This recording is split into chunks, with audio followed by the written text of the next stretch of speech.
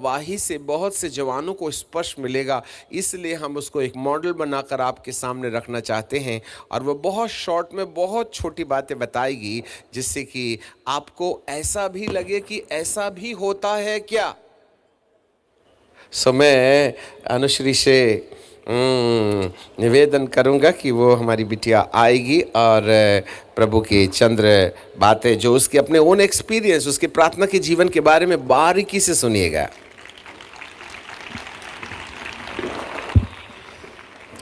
आप सबों को जय मसीह की। आज हम अपने व्यक्तिगत जीवन की गवाही आपसे शेयर करेंगे। हम बचपन से एक ईसाई फैमिली में जन्म लिए, परंतु हम प्रभु से बहुत दूर थे। हम एक नामधारी मसीह थे। 10 वर्ष की उम्र में अपने पिता को खोने के बाद हम खुदा को खोजने लगे। उन समयों में हम बाइबल पढ़ते थे, प्रेयर करते थे, परंतु सच्चाई मालूम नहीं होने की वजह से हम प्रभु को जान नहीं पाते थे। बस फिज़िकली हम उसको जानते थे कि वो यीशु है और हमारे लिए मरा जी उठा, ऐसे करके।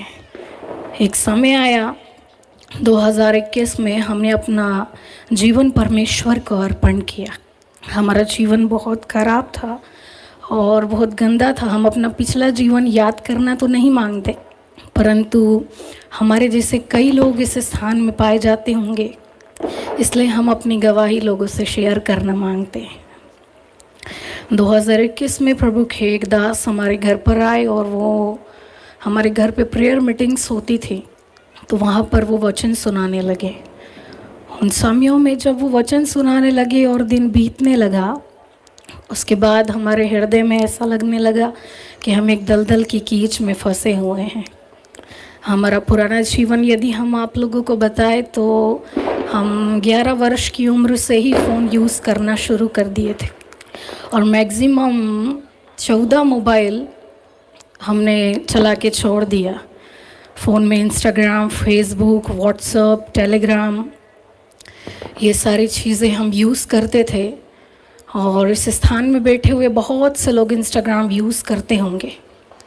वहाँ पर एक रील्स होता है जो एक्टर्स लोग बनाते हैं, उस रील्स को हम बनाया करते थे और हमारे फ्रेंड्स बोलते थे कि तुम इसको अपलोड कर दो ताकि तुम फेमस हो जाओ। परंतु हमको मम्मी का भय था, क्योंकि फ़ोन जब एक व्यक्ति यूज़ करने लगता है तो उसका सबसे बड़ा दुश्मन उसके माता और पिता हो जाते हैं। हमारी सबसे बड़ी दुश्मन हमारी मम्मा हो गई थी। हम उनसे बहुत नफ़रत करते थे, कई कई दिनों तक हम उनसे बात नहीं करते थे और ऐसे करके हमारा जीवन बहुत पापी था। हम सुबह 7 बजे से लेकर के जितना नाइट होता है रात के 2 बजे या 12 बजे तक एनी टाइम हमारे हाथ में फ़ोन हुआ करता था। यदि फ़ोन में 0% बैटरी भी है तो हम उसको भी नहीं छोड़ते थे, वो भी हमको चाहिए होता। फ़ोन में एक गेम होता है फ्री फायर, जो भाई लोग बहुत खेलते हैं, उस गेम को हम खेला करते थे। वो गेम हमारे लिए एक नशा बन गया था। हम जैसे ही सो के उठते थे तो प्रेयर नहीं करते थे, नाइट पे प्रेयर करके ज़रूर सोते थे और तकिए के नीचे अक्सर लोग बाइबल रख के सोते हैं ताकि भूत ना सताए। उसमें से एक हम थे। तो जैसे ही मॉर्निंग में उठे तो हम जिंदा उठ गए हैं, इस कारण से हम प्रेयर नहीं करते थे और सीधे उस गेम को खेलना शुरू कर देते। यदि आप फ्री फायर को यूट्यूब में सर्च करेंगे और उसमें जब एक व्यक्ति विनर होता है तो उसमें 999 करके आता है। यदि हम उस 999 को उल्टा कर दे तो वो 666 बन जाता है, तब जा कर के हम उस गेम में विनर होते हैं और उस गेम को हम खेला करते थे। हम बहुत अनजान थे प्रभु से, ये सारी बातें हमको नहीं मालूम थी कि ये सारी चीज़ें डेविल की है और हम नरक की ओर जाते जा रहे हैं। परंतु प्रभु के दास आए और जब उनसे हम वचन सुनने लगे, उसके बाद हमको ऐसा महसूस होने लगा कि हम गलत राहों में चल रहे हैं। और उसके बाद फिर हमारे कज़न के घर में एक प्रेयर मीटिंग थी, वहाँ पर हम गए। हमारा पूरा फैमिली था, हमारी 2 सिस्टर्स को वहाँ पर वर्शिप में होली स्पिरिट मिला। हमको ये भी नहीं मालूम था कि होली स्पिरिट कैसे मिलता है और लोग कैसे पवित्र आत्मा पाते हैं। तो इन समयों में हमको वर्शिप ख़त्म होने के बाद मालूम चला कि उनको होली स्पिरिट मिला है, तो हम दुखी हो गए और रोने लगे। उन समयों में वही पास्टर प्रचार करने लगे और हम मैक्सिमम 1.5 आवर्स कंटिन्यू रोते रहे कि प्रभु उनको मिला, हमको क्यों नहीं मिला। और हम कंटिन्यूस रोने के वजह से लास्ट टाइम में जब मैसेज ख़त्म हो गया और लास्ट में एक वर्शिप सॉन्ग हुआ और उन समयों में भी हम रो ही रहे थे, तब खुदा ने अपना पवित्र आत्मा हमको दे दिया।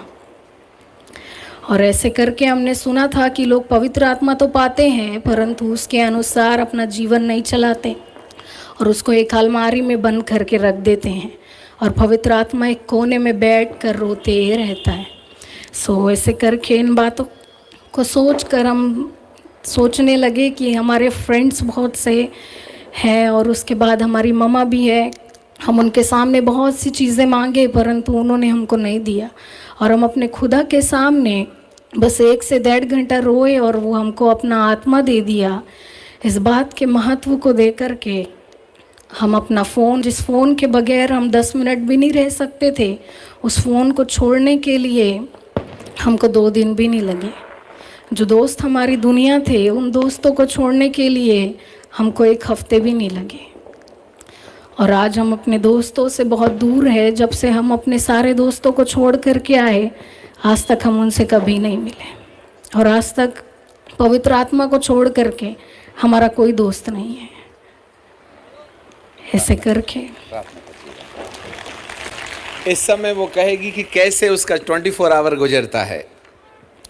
जब खुदा ने हमारे व्यक्तिगत जीवन को बदला तो धीरे धीरे हमारा प्रेयर लाइफ बढ़ता गया। 2021 में प्रभु ने हमको पहला एक्सपीरियंस दिया। जब हम प्रेयर में बैठे हुए थे, हमको किसी ने नहीं सिखाया कि प्रेयर में बैठना चाहिए। हम जैसे ही प्रेयर में बैठे हुए थे, उन समयों में हमारी देह से आत्मा निकल गई और उसके बाद जाकर के हमारी आत्मा 2 पंखी स्वर्गदूतों ने हमको लेकर के मध्य आकाश तक लेकर के गए। और मध्य आकाश में बहुत बड़ा शैतान का गढ़ है और 2 पंखी स्वर्गदूतों की बस की बात नहीं है कि वो उस मध्य आकाश से हम लोगों को पार कराए। सो ऐसे करके जब हमारी देह से आत्मा निकलती है, 1000 एंजल्स हमारे प्रोटेक्शन में होते हैं और उसके बाद फिर 2 पंखी स्वर्गदूत हमको मध्य आकाश तक लेके जाते हैं। वहाँ से फायरी एंजल्स आते हैं और फिर वो हमको मध्य आकाश पार कराते हैं। उसके बाद जाकर के 6 पंखी स्वर्गदूत आते हैं जो पिता के सिंहासन के पास होते हैं। और 6 पंखी स्वर्गदूत हमको खुदा की महिमा की ओर लेकर के जाते हैं। हम अपना एक ऐसा ही आत्मिक अनुभव आप लोगों के सामने बांटना चाहेंगे, न केवल हम परंतु पिछले समयों में प्रभु के और भी अभिषिक्त दास जो इस धरती पर थे और अब प्रभु के साथ आत्मा में होकर के सेवकाइयाँ दे रहे हैं। प्रभु के दास साधु सुंदर सिंह, प्रभु के दास DGS दिनाकरण, प्रभु के दास D जॉन रविंद्रनाथ और प्रभु के दास कैलाश महर्षि जो अभी भी इस पृथ्वी में जीवित पाए जाते हैं। सो ऐसे लोगों से हमारा इनकाउंटर होता है और हम उनसे आमने सामने होकर के बातें करते हैं।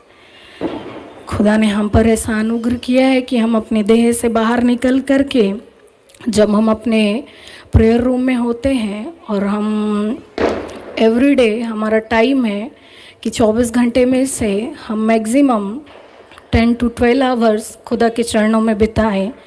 सो ऐसे करके मॉर्निंग में 10 बजे से लेकर के शाम के 4-5 बजे तक हम घुटनों में बैठ कर के प्रभु के साथ अपना समय बिताते हैं।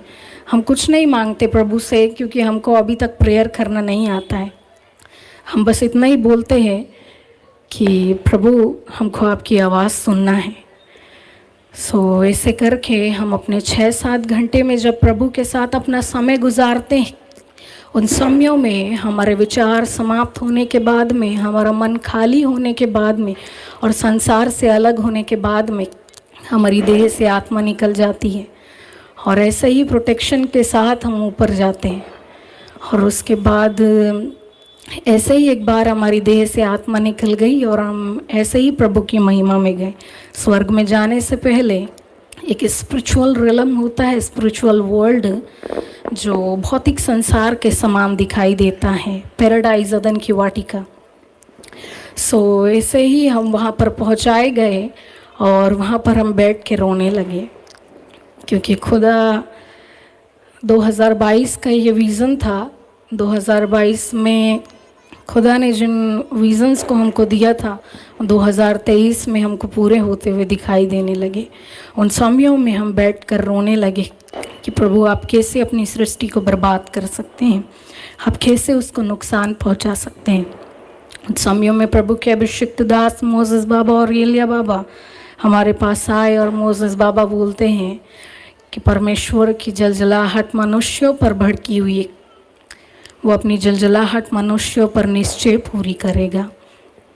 सो ऐसे करके उसके बाद भी हम रोने लगे। प्रभु के अभिषिक्त दास इन बातों को बोल करके हमारे पास से चले गए। उसके बाद एक स्वर्गदूत दिखाई देते हैं और जिस पैराडाइज में हम थे उस पैराडाइज में एक स्थान में थोड़ा पानी भरा हुआ था और वो स्वर्गदूत बोलते हैं कि यहाँ पर अपने पैरों को धो ले। जैसे ही हम अपने पैरों को धोने जाते हैं उन समयों में हमको ऐसा लगता है कि हम अपना अस्तित्व खो चुके हैं। उसके बाद फिर शैफंकी स्वर्गदूत आते हैं और उस स्वर्गदूत हमको स्वर्ग में लेकर के जाते हैं। जैसे ही हम स्वर्ग में एंटर करते हैं उसके बाद हमको एक कमरे में लेकर के जाया जाता है। उस कमरे में बहुत से वस्त्र होते हैं।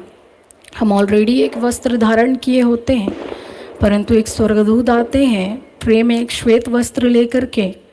जिस वस्त्र को हम धारण किए होते हैं वो उस ट्रे में रखे हुए वस्त्र से वो वाला वस्त्र हाई क्वालिटी का होता है। जब हम उसको देखते हैं तो हम विचार करने लगते हैं शायद हमको खुदा के सिंहासन के सामने जाना है।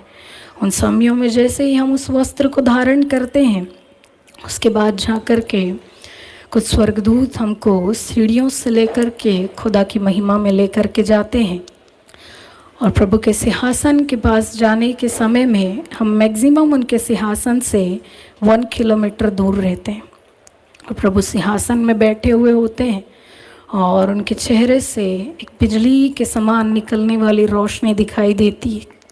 हम उनके चेहरे को तो नहीं देख पाते, परंतु उस चेहरे को निहारने के लिए बार बार वहीं देखने की वजह से कुछ समय बाद में वो लाइट डीम होने लगती है और जैसे ही वो डीम होने लगती है उन समयों में हम प्रभु का चेहरा देखते हैं और खुदा का चेहरा देखते समय में हमको दिखाई देता है कि उसकी आंखों से आंसू बह रहे हैं।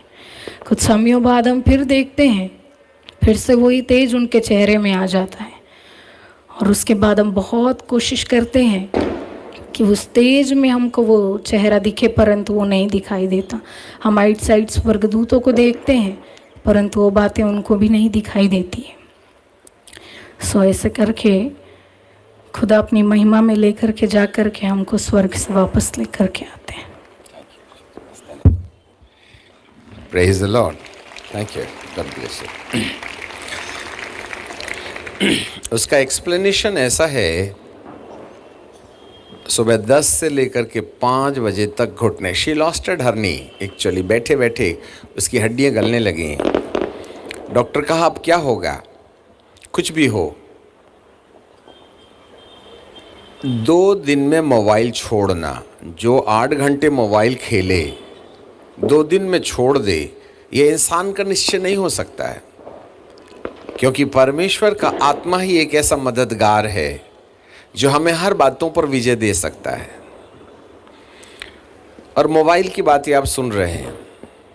अब वो प्रार्थना में इतने लीन है कि जब वो अपने शरीर से बाहर आती है तो 2 पंख वाले स्वर्गदूत उसे मध्य आकाश तक ले जाते हैं। इसके बाद उनको वहाँ ले जाने, उसके बाद उनको किसी को ले जाने की अनुमति है। वहाँ से आग से बने हुए स्वर्गदूत अपने पंखों के कवर में ले जा कर के दुष्ट आत्माओं की दुनिया से पार कराते हैं।